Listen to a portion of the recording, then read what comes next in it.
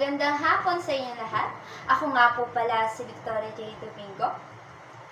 Ang tatalakayin natin ngayong araw ay patungkol sa paglilegalisasyon ng marijuana.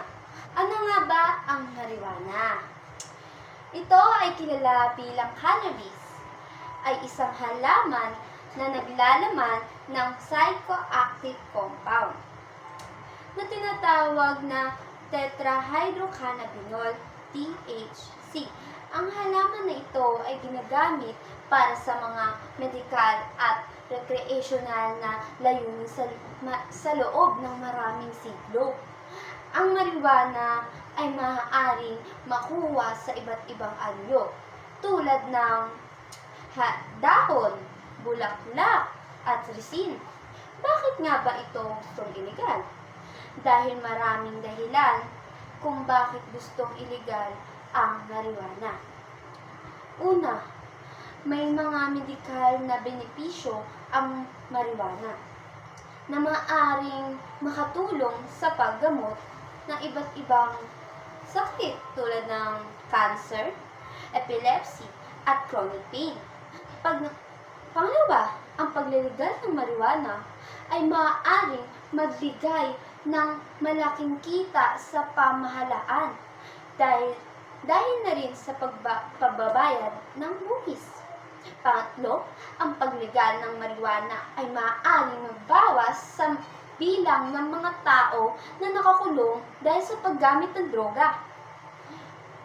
Higit pa sa lahat, ang marijuana ay potensyal na magbigay ng maraming benepisyo sa lipunan.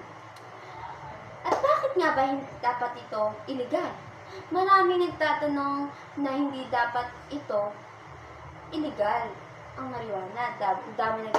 Ang dami nitong potensyal na negatibong epekto nito sa kalusugan at lipunan. Ang paggamit ng marijuana ay maaaring magdulot ng mga problema sa paghinga, pagkagumon, at mga problema sa mental na kalusugan. Lalo na sa mga kabataan o bata, maaari rin itong mag-ambag sa pagtaas ng krimen at aksidente sa lipunan natin.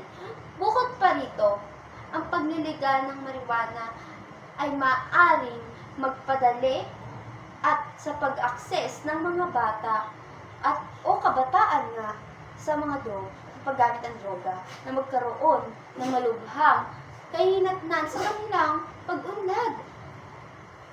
Ang posisyon ko sa papel na ito ay hindi ako sumasang-ayon sa pagliligal ng marijuana.